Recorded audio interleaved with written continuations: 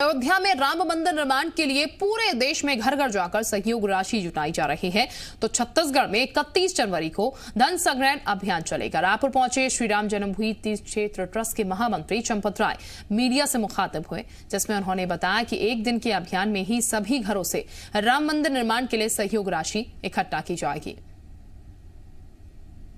रुपया 1000 रुपए के कूपन लेकर कार्यकर्ता 31 जनवरी को, ये एक बहुत बड़ी चुनौती कार्यकर्ताओं ने स्वीकार की है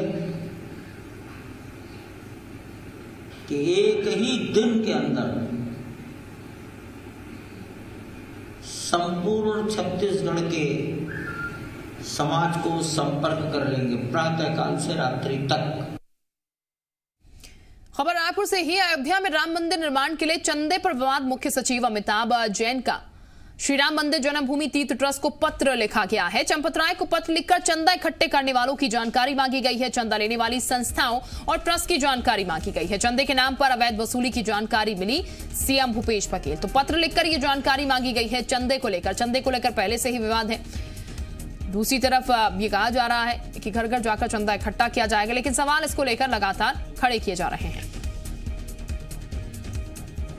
अवैध वसूली तो नहीं की जा रही, अभी इस प्रकार से एफआईआर दर्ज कराया गया, तो और भी राज्यों में इस प्रकार के सूचनाएं मिल रही है। कुछ लोग बुक छपा लिए हैं और उसके बाद चंदा उगाही कर रहे हैं, तो कुछ लोग होते ही हैं। इसलिए जो ट्रस्ट है उससे हमने जानकारी मांगी भाई कि यहाँ छत्तीसगढ़ में आपने किसको अधिकृत किया, क्योंकि अनधिकृत व्यक्ति चंदा नहीं ले सकता। आपने किसको अधिकृत किया है, तो यह जनता को भी पता हो जाए, सरकार को भी पता हो जाए, तो जो गलत करेंगे उसके खिलाफ पुलिस कार्रवाई कर देगी।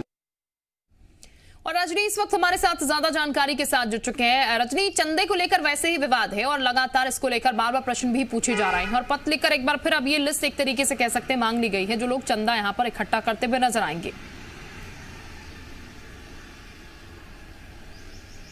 बिल्कुल शिल्पा, छत्तीसगढ़ में पहले भी इस तरह के बयान आते रहे हैं, राजनीतिक बयान आते रहे हैं, और ये विवाद रहा है कि राम मंदिर निर्माण के लिए जो चंदे की राशि इकट्ठा की जा रही है उसका सीधा सीधा हिसाब दिया जाना चाहिए। पहले जो राशि इकट्ठा की गई उसका भी हिसाब दिया जाना चाहिए, और अभी जो राशि इकट्ठा की जा रही है उसे लेकर भी पारदर्शिता बढ़ती जानी चाहिए। खुद छत्तीसगढ़ के मुख्यमंत्री भूपेश बघेल अलग अलग मौकों पर ये कह चुके हैं कि इसके पहले भी जब अभियान चलाया गया और राम मंदिर निर्माण के लिए चंदा इकट्ठा किया गया, उस राशि का ना तो कोई हिसाब है ना तो उसकी कोई जानकारी है, तो पहले भाजपा को, आरएसएस को उस राशि का हिसाब देना चाहिए।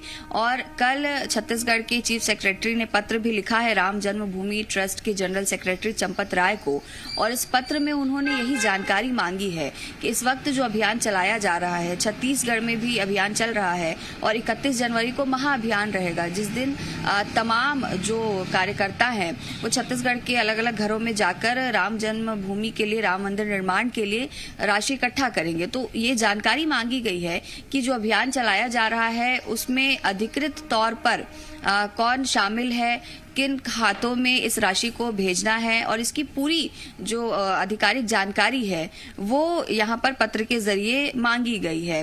हालांकि कल इस पूरे मामले को लेकर और जो राम मंदिर निर्माण के लिए अभियान चलाया जा रहा है चंदा इकट्ठा करने का, उस अभियान को लेकर ट्रस्ट के सेक्रेटरी जो है चंपत राय, उन्होंने प्रेस कॉन्फ्रेंस भी की थी, और वहां पर भी ये सवाल उठा था कि कई ऐसे मामले हैं जहां पर इस चंदे के जरिए ठगी के मामले सामने आ रहे हैं, यानी कि जो अभियान चल रहा है उसके इतर कई ऐसे गिरोह सक्रिय हो गए हैं जो राम जन्मभूमि पर मंदिर के निर्माण के लिए अवैध तौर पर चंदा वसूल रहे हैं। जैसे बिलासपुर का ही मामला है जिसे संज्ञान में लिया गया और पत्र लिखा गया है, तो उस पर उनकी प्रतिक्रिया यही थी कि अगर कोई ऐसा कर रहा है तो उसे करने देना चाहिए, और ईश्वर ने सबके लिए अलग अलग तरीके बनाए हैं, हो सकता है कि इस तरीके से उन तक ये राशि पहुंचनी हो। तो हालांकि उनका जवाब बेहद आध्यात्मिक था, लेकिन इसके इतर ये जरूर है कि जब से ये अभियान शुरू हुआ है, न सिर्फ छत्तीसगढ़ में, देश भर के अलग अलग जगहों से इस तरह के मामले सामने आए हैं। बिल्कुल, और एक बार फिर ऐसी तस्वीर सामने न आए इसलिए जानकारी यहाँ पर पहले ही मांग ली गई है। बहुत शुक्रिया आपका रजनी, तमाम जानकारी देने के लिए।